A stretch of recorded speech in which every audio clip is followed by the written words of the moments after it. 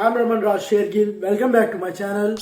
Friends, गुस्सा हो जाना बहुत आसान है, पर गुस्सा होना वो भी सही इंसान के साथ और एक हद तक जितना हमें होना है, और वो भी सही टाइम पर and for the right person. और गुस्सा भी सही डायरेक्शन में हमारा जाए, जिससे कुछ एक्चुअल इशू सोल्व होता जाए। ये हर किसी के बस की बात तो नहीं है, और ना ही ऐसी पावर होती है सब में, क्योंकि कहाँ गुस्सा होना और कितना गुस्सा होना, यही तो हमारी इमोशनल इंटेलिजेंसी रूल करती है। भगवान कृष्ण जी भी कहते हैं कि गुस्सा जिस इंसान को नहीं आता, वो इंसान हमेशा पाप करता जाएगा और सही के लिए खड़ा ही नहीं होगा। पर अगर आज हम सही तरह से ये नहीं करते हैं, तो हमारा इंटेलिजेंसी IQ भी कितना भी अच्छा हो, पर हमारी इमोशनल इंटेलिजेंसी की वजह से हम बहुत ही पीछे रह जाते हैं। So friends, welcome back to my channel. I am Raman Raj Shergill. आज मैं आया हूँ इमोशनल इंटेलिजेंसी बुक के साथ, जिसमें हम 5 कंपोनेंट जानेंगे जिनसे इमोशनल इंटेलिजेंसी डेवलप होगी हमारी, एंड 9 साइंस वो भी जानेंगे। इंट्रोडक्शन में ऑथर कहते हैं कि डिप्रेशन और एंजाइटी हमें एक्चुअल में हर्ट नहीं कर रहे होते, हमें तो एक रेसिस्टेंट हर्ट कर रही होती है, जिसमें हम होपलेस रह के खुद से ही खुद का नुकसान करने पे तुले हुए हैं। बस ये स्टेट ऑफ माइंड ही तो है और कुछ नहीं। अगर आप थकावट फील कर रहे हैं तो ये बस आपके दिमाग में है, बॉडी में नहीं। तो चलिए जानते हैं कि इससे आगे कैसे बढ़ा जाता है। इन चीजों से आगे बढ़ने के लिए आपके इमोशंस पर कुछ एक्सपीरियंसेस काम आते हैं। लीडर बताते हैं कि फाइनेंस नॉलेज की बात करी जाए तो सिर्फ 15% आपकी टेक्निकल नॉलेज वर्क करती है, रेस्ट 85% नॉलेज आपकी पर्सनैलिटी में मैटर करती है, जिस वजह से आप लेन देन और फाइनेंस को मैनेज करने में एक्सपर्ट होते हैं। वॉरेन बफेट तो ये भी कहते हैं कि स्टॉक मार्केट में 85% नॉलेज सिर्फ आपकी कैरेक्टर की वजह से ही आप पैसा कमा पाते हैं, और रेस्ट 15% आपकी टेक्निकल नॉलेज और IQ होता है। तभी तो स्टॉक मार्केट और असल जिंदगी में पैसा कमाने में हमारा इमोशनल फैक्टर कहीं ज्यादा रोल प्ले करता है। तो चलिए फ्रेंड्स, अब टाइम ना वेस्ट करते हुए जानते हैं इमोशनल इंटेलिजेंसी के 5 ऐसे कंपोनेंट जिनसे वो अफेक्ट एंड डेवलप होती है, जिनसे हमें आज तक लोग मैनिपुलेट करते आए हैं। तो first technique is self awareness. Emotional intelligence book मुझे और भी एक्साइटेड कर देती है जब मुझे ऑथर की ये बात पता लगती है कि हम एक्चुअल में इमोशंस को कंट्रोल नहीं करते हैं, बट एक्चुअल में इमोशंस पे सिर्फ रिएक्ट करते हैं हमारा ब्रेन। और जब हम कंट्रोल करने लगेंगे तो कुछ गलत ही और होता जाता है। तो अब हमें करना क्या है? हमें से सेल्फ अवेयरनेस डेवलप करके अपने इमोशंस पर रिएक्शन को रिलेट करना है, और हम जो रिएक्ट करते हैं उसे चेंज करना है। क्योंकि गुस्सा तो सबको आता है, पर राइट डिग्री तक का ही गुस्सा हमें होना चाहिए। क्योंकि जब हम जान जाते हैं कि यहाँ हमारी इमोशनल इंटेलिजेंसी रूल नहीं कर रही है, तब हम लिम्बिक ब्रेन को एक्टिवेट करते हैं, जिससे ऑथर आपको 2 चीजें बताते हैं जो इमोशनल इंटेलिजेंसी के फंडामेंटल बेसिस है। First is identify and notice our emotion, and second is recognise our feeling. क्योंकि साइकोलॉजिस्ट जॉन कहते हैं कि सेल्फ अवेयरनेस रहने से आप अपने मूड एंड थॉट दोनों के बारे में अवेयर हो जाते हैं। तो know your function before getting good result, because after all emotional intelligency is controlling IQ। तो फ्रेंड, टाइम ना वेस्ट करते हुए बढ़ते हमारी सेकंड टेक्निक की तरफ। Second technique is managing emotion. Managing emotion में ऑथर कहते हैं कि स्ट्रेस में जब भी हम होते हैं तो एक हद तक आप स्ट्रेस झेलकर परफॉर्मेंस को बढ़ा सकते हैं, बट कुछ लोग जब उसको कंटिन्यू नहीं करते हैं तो उसके बाद हम बोर्डम और स्ट्रेस की वजह से हमारी परफॉर्मेंस डाउन होती चली जाती है। तो फ्रेंड्स, बढ़ते हैं थर्ड टेक्निक की तरफ,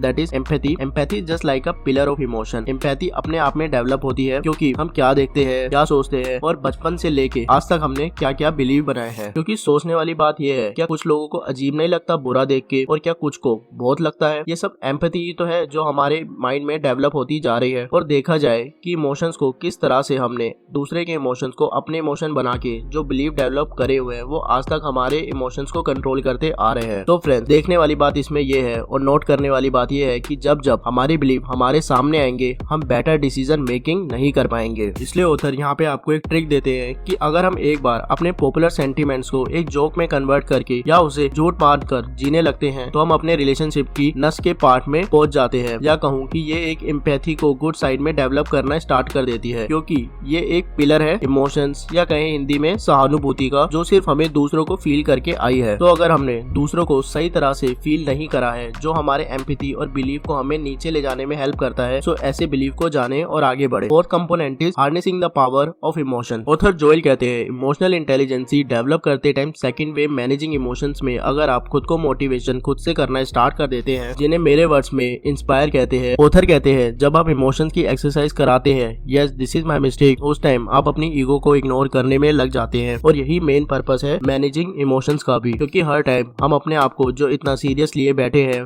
वो सिर्फ सिंपली अपने इमोशंस को समझ के ईगो को साइड रख के हमें आगे बढ़ जाना चाहिए। तो फ्रेंड, जानते हैं अब हमारे 5th कंपोनेंट को, that is handle your relation. अगर मैं सिर्फ ऑथर के पर्पज से बताऊं कि आपको रिलेशन हैंडल करने के लिए, तो ऑथर बताते हैं कि फर्स्ट आप खुद के रिलेशन खुद के साथ बेटर करो पहले तो, and second thing my friend कि ऐसा कोशिश करिए कि आप दूसरे के इमोशंस तक को बदल दें अपनी पर्सनैलिटी से और बातों से, जिससे आप उन्हें बेटर समझेंगे, जिससे आपकी लाइफ की काफी प्रॉब्लम भी सोल्व होती है। क्योंकि जरूरी नहीं कि आप सिर्फ अपनी बातें ही करें हर टाइम, क्योंकि जब आप दूसरों को जानकर और उन्हें मैनिपुलेट करना सीख जाएंगे तभी तो इमोशनल इंटेलिजेंसी डेवलप करेंगे। इसलिए अगर आप इस चीज को और भी ज्यादा डेवलप करना चाहते हैं तो आप how to win and influence friends book को जरूर पढ़ें। So friend, this is all are component of emotional intelligency, जिसपे हमारे इमोशन डिपेंड होते हैं। पर एक दिक्कत है कि इमोशनल इंटेलिजेंसी सब जानते हैं, तो बात यह है कि इसकी जरूरत अब हमें पड़ती कहाँ है। इसलिए इन 9 साइंस को भी जानना बहुत जरूरी है ताकि आपको पता लग जाए कि यहाँ पे इमोशन पर इंटेलिजेंसी रूल कर रही है। So friends, let's begin. First, learn criticize and manipulate. Sometime आपके बड़े भाई बहन, सिबलिंग या वर्क प्लेस पे आपका कॉम्पिटिटर आपको जानने के लिए क्रिटिसाइज करते हैं कि तू छोड़, तेरे से नहीं होगा, अरे पता भी है तुझे कि यहाँ क्या बात हो रही है। ऐसे में फ्रेंड्स, गुस्से में आप आ जाते हैं और वो आदमी आपसे वो करवा लेता है जो आप प्यार से करने के लिए बिल्कुल रेडी नहीं होते हैं। तो इसलिए साइन नंबर 1 को लर्न करिए व्हेन दे क्रिटिसाइज यू, क्योंकि अगर आप लोगों से कुछ बात शेयर करते हैं तो वो आपकी पर्सनैलिटी को जज करते हैं, जिस वजह से बड़ी आसानी से वो आपको मैनिपुलेट कर लेते हैं। इसलिए सम टाइम जब हमें हेल्प की नीड होती है तो स्ट्रेंजर्स हमारी ज्यादा अच्छी हेल्प करती है, क्योंकि जब हमारे नॉन हमें मैनिपुलेट करने की कोशिश कर रहे होते हैं तब स्ट्रेंजर हमें सिर्फ एग्जैक्ट इन्फॉर्मेशन देकर हमारी एक्चुअल हेल्प करते हैं। तो फ्रेंड्स, बढ़ते हैं सेकंड साइन की तरफ, that is B gentle apology. हमेशा जो लोग इमोशनली वीक होते हैं वो किसी से सॉरी नहीं मांगते, जिससे होता क्या है, वो छोटे से काम को भी बहुत बड़ा बना के चलते हैं और अपने आप को सीरियस लेते हैं बिना बात के। मतलब इसलिए इमोशनली स्ट्रॉन्ग जो होते हैं वो जेंटल अपॉलजी में बिलीव रखते हैं। Third sign is learn to move forward. हम ये बिलीव जरूर रखते हैं कि consistency is the key of success, और ये सच भी है, क्योंकि बेवकूफ इंसान भी कंसिस्टेंट रह के सब अचीव कर लेता है। क्योंकि ऐसे पागल इंसान में एक समझदारी होती है कि क्या माइंड में इग्नोर करना है एंड किसको इम्पोर्टेंट मानना है। चाहे कोई गाली देके बात कर रहा है बट आप किसी वर्ड को इम्पोर्टेंट समझ रहे हैं और कैसे आप अपनी बात को कंटिन्यू रखे जा रहे हैं, that's make you emotional intelligent. और आपने ये एक लीडर जैसे कि मोदी जी की स्पीच में ये जरूर देखा होगा,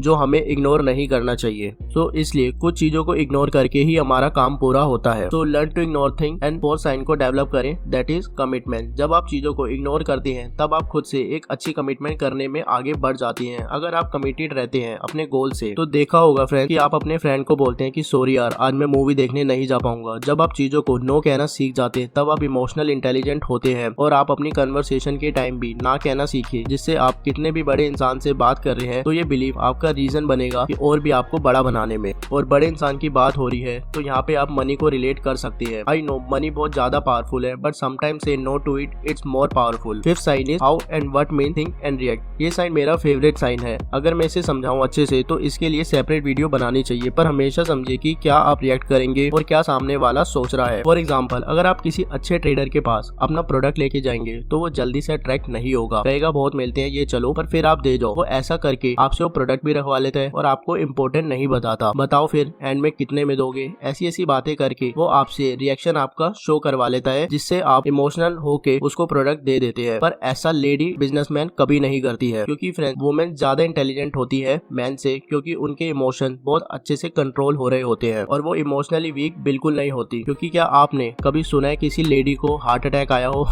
मजाक की बात है पर सच भी है, क्योंकि गर्ल्स इमोशनली ज्यादा स्ट्रॉन्ग होती हैं बॉयज से और बॉयज फिजिकली स्ट्रॉन्ग होते हैं ना कि मेंटली। तो इसलिए इस बात को जान के आप अपने आप को इमोशनली स्ट्रॉन्ग करिए, चाहे गर्ल हो या boy. Sixth sign is your empathy and belief. हमारे इमोशन दूसरे पे डिपेंड करते हैं, जो हमने लोगों को फील एंड रीड करके डेवलप करे हैं। इसलिए कंट्रोल योर इमोशन सब कहते हैं, बट उस टाइम पे आप देखें कि इमोशन किस वजह से कंट्रोल हो रहे हैं, सो दैट आप एम्पैथी को राइट वे में डेवलप करते जाएं, जिस वजह से इमोशनल वीक ना पड़े। Seven sign is feeling failure. Author कहते हैं कभी भी टेम्परेरी फील पर परमानेंट डिसीजन नहीं लेने चाहिए। अपनी फीलिंग्स को फेल ना होने दे। अगर बुरा लग रहा है तो दूर होना सीखे, ना कि डिसीजन ले उस टाइम पर। करियर और ब्रेकअप के टाइम भी कभी भी टेम्परेरी फीलिंग की वजह से डिसीजन ना ले। ड्रग और मैस्टरबेशन जैसे टेम्परेरी फन के चक्कर में अपने डिसीजंस को डिले ना करे। इमोशनल इंटेलिजेंसी रूल करते जाए continuously. Eight sign is identify your emotion. Dale कहते हैं कि जोर डालते हैं आप पर कि इमोशंस को पहचाने, अपनी पर्सनैलिटी के इमोशंस को नाम दे। जो जो इमोशंस आप पर रूल करते हैं उन्हें लिखा करे, एक जनरल मेंटेन करे, और ऐसा करके आप सेल्फ अवेयरनेस को स्ट्रॉन्ग करते जाते हैं, जिससे आपकी विजुअलाइजेशन भी स्ट्रॉन्ग होती है। बाकी ये इंपॉर्टेंट भी अभी नहीं लगेगा आपको, बट आगे लगेगा जब आप कुछ इमोशंस में बहकर नुकसान करने के लिए रेडी होते हैं, खुशी खुशी वो भी। And friend, 9th sign is read people mind if you want to be good at your own emotion. तो friend, this is a end of summary.